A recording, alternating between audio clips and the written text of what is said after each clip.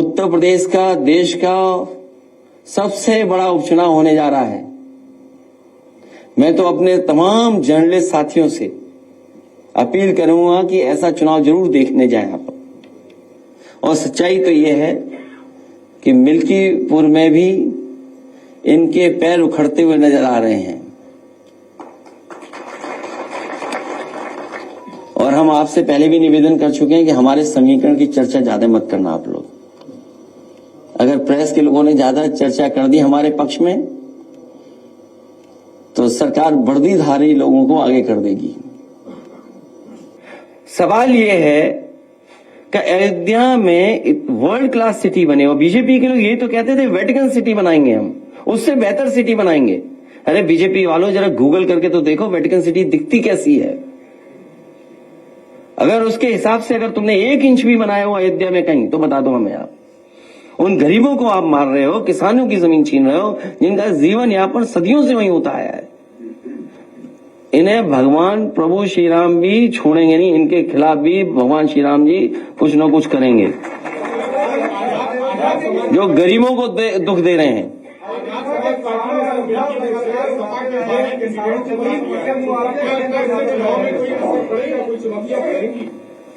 देखिए, समाजवादी पार्टी का प्रत्याशी पीडीए परिवार का है, वो लड़ने जा रहा है, वो मुकाबला कर रहा है। पिछले कई दिनों से काम हो रहा है हमारा, ऐतिहासिक जीत होने जा रही है। बस हमारा आपसे निवेदन है, हमारे समीकरण की आप चर्चा करते हो कई बार, हमें चैनल पर डर लगने लगता है। हमारे ही रास्ते पर भारतीय जनता पार्टी चलेगी, उस पर दूसरा कोई रास्ता नहीं है। जब भी उन्हें विकास के रास्ते पे चलना पड़ेगा तो हमारे ही रास्ते पर, ये पीडीए के रास्ते पर है। और देखिए पीडीए का कमाल क्या हुआ, कुंभ के मेले में हर खंबे पे पीडीए पीडीए लिख गया। आप पता करिए, आप जानते होंगे, हर खंबे पे पीडीए लिखा हुआ था। तो बताओ प्रभु श्री राम ने करा ये कि नहीं किया? बाद में जब सरकार को पता लगा तो हटवाने में लग गए, क्योंकि पीडीए का मतलब जो बीजेपी के अधिकारी को पता ही नहीं था, प्रयागराज डेवलपमेंट अथॉरिटी। सोचिए हमारा कितना प्रचार किया कुंभ में, अब सुना है कि सब हटवा दिए गए सरकार ने। सोचो ऐसी सरकार है। अजय जी, अयोध्या के किसानों का मुद्दा आप लगातार उठाते रहे हैं कि मुआवजे को लेकर दिक्कत है। लगभग 2 महीने पहले आवास विकास परिषद के सचिव मीरा शुक्ला ने प्रेस कॉन्फ्रेंस की थी और उस प्रेस कॉन्फ्रेंस में जो है अयोध्या के किसानों की बात की। उन्होंने कहा कि हम लैंड पूलिंग पे बात कर रहे हैं कि लैंड पूलिंग के लिए किसानों को जमीन दी जाएगी, किसान इस पर राजी हो कि वो अपनी पूरी जमीन देंगे और उसका 25% हिस्सा हमने डेवलप एरिया में देंगे। लेकिन किसान जो है लगातार बड़े ज्यादा मुआवजे की मांग कर रहे हैं, जो उनके लिए देना जो है लैंड पुलिंग या इस तरह की जो शब्दावली ला रहे हो, जो कई स्टेटों में सक्सेसफुल भी है, फेलियर भी है। ये लैंड एक्विजिशन का तरीका, पूरा सरयू नदी के आसपास लैंड एक्विजिशन हो गई। किसानों को कितना लैंड पुलिंग में मिला है बता दे सरकार हमें। अगर कहीं भी अयोध्या में किसानों की जमीन लेने के बाद किसानों को कहीं डेवलपमेंट के लिए जमीन दी गई हो, डेवलप करके जमीन दी हो तो बता दें हमें। पूरा सरयू के आसपास सभी जमीन बिक गई। अधिकारियों का कहना है किसान राजी नहीं है लैंड पूलिंग के लिए। हम भी राजी नहीं है। सर एक सवाल, हम मार्केट वैल्यू के हिसाब से पैसा चाहते हैं, किसानों को मुआवजा मिले। अधिकारियों चक्कर में रहोगे तो समझ लो क्या करना पड़ेगा तुम्हें। इससे अलग हटके है सर, आज बॉलीवुड के अभिनेता सैफ अली खान पे हमला हुआ है, जिसकी अभी प्रेस कॉन्फ्रेंस में आके डॉक्टर्स कर रहे हैं। 6 जगह हमला हुआ था, चाकू का टुकड़ा भी उनकी रीढ़ की हड्डी से मिला है। हालांकि सुबह सुबह ही ये खबर आई थी और लगातार सभी चैनलों पे चल रही है। सैफ अली खान स्वस्थ रहे, उनका इलाज अच्छा हो। क्या कारण है, किस कारण हुआ है, ये हमारी जानकारी में नहीं है, इसलिए हम इस पर कोई टिप्पणी नहीं कर सकते।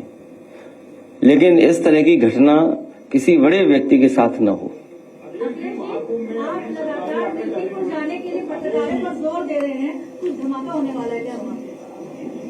नहीं, हम तो चाहते हैं कि फेयर इलेक्शन हो, इसलिए आपको भेज रहे हैं। रेलवे और बस से सिर्फ 16 लाख आदमी सफर कर पाए, तो क्या आप मानते हैं कि सरकार जो 3 करोड़ 4 करोड़ लोगों में डुबकी लगाने की बात कर रही है, ये लोग पैदल गए वहां से? सरकार का हर आंकड़ा वो है फर्जी, और हमारा पत्रकार साथी सही बोल रहा है, हम इसको धन्यवाद देते हैं। कुछ ट्रेनें खाली आ रही हैं, सुनने में आया गोरखपुर वाली खाली ट्रेन गई है पूरी, और नहीं मानते अभी वीडियो दिखा सकता हूं मैं आपको। नहीं वो छोड़िए, हम उन पे चर्चा नहीं करना चाहते, लेकिन ये बात मोटी मोटी मान लीजिए कि बीजेपी का हर आंकड़ा फर्जी है। याद कीजिए नोटबंदी में क्या कहा, भ्रष्टाचार कम हो जाएगा, काला धन खत्म हो जाएगा। आज बताइए भ्रष्टाचार कितना बढ़ गया, पत्रकार साथियों से बेहतर कोई नहीं जानता होगा। और इसी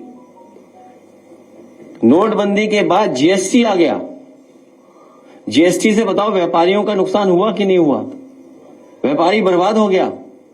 और अभी नई तरह की लड़ाई चल रही है, कानपुर में सभी कारोबारी कानपुर छोड़ करके जा रहे हैं। सोचिए कारोबार अगर चला गया कानपुर से, ये कारोबार तो ला नहीं पाए। याद कीजिए इन्होंने कितना बड़ा आयोजन किया था, इन्वेस्टमेंट मीट। इन्वेस्टमेंट मीट का तो कुछ हुआ नहीं, कोई इन्वेस्टमेंट स्टेट के पास नहीं आया। लेकिन जो कारोबारी पहले से थे, जिनका कारोबार हो रहा था, चल रहा था, वो कानपुर छोड़ करके जा रहे हैं, लखनऊ छोड़ करके जा रहे हैं। ये इनकी जीएसटी वसूली और इनके भ्रष्टाचार की वजह से छोड़ करके जा रहे हैं।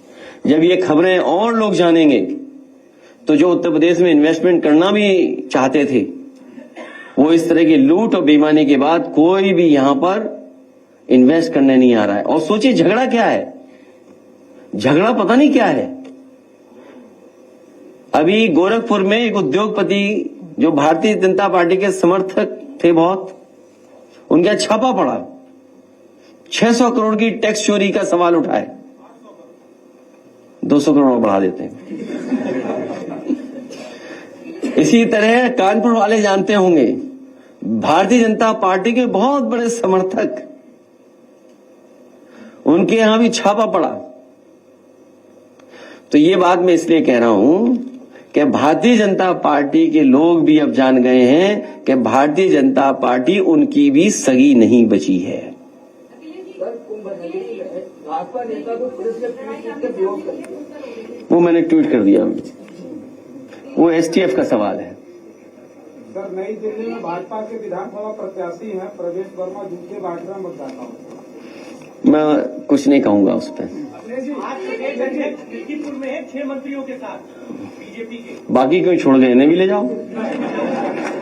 हाँ भाई, मंत्रियों ने जब काम किया हो, आप बताइए जिस विभाग में सबसे ज्यादा भ्रष्टाचार है, गांव गांव या किसान बैठे होंगे, घर घर जल वाला, बताओ उस अधिकारी को प्रधानमंत्री सम्मानित कर रहे हैं। आप हमसे बेहतर समझते होंगे, पत्रकार साथी यहां बैठे हुए लोग।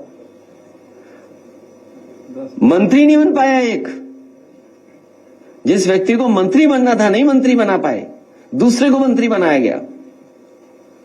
और जिस अधिकारी पे सबसे ज्यादा सवाल उठते हैं, उंगली उठते हैं, उसे बताओ प्रधानमंत्री का अवार्ड मिल रहा है। सोचिए आप। जी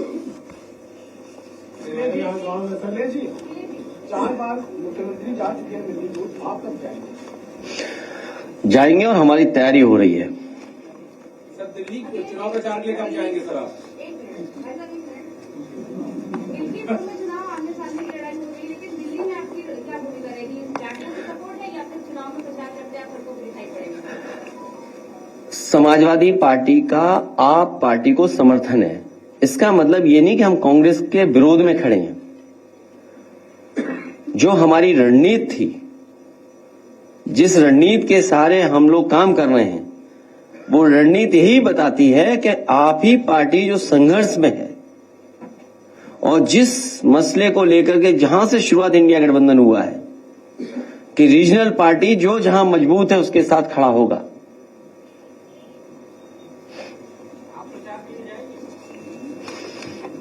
आप भी चलना, दोनों जगह चलेंगे। इसलिए एक बार फिर हम अपने किसानों का धन्यवाद देते हैं, और आप इन किसानों की मदद कराइए, आप इधर उधर की बातें मत करिए। और अयोध्या वाले और लोग भी हैं, आप खड़े हो जाओगे, यहाँ आ जाओगे अयोध्या वालों, और आइए इधर। अयोध्या के लोग आ जाए पीछे।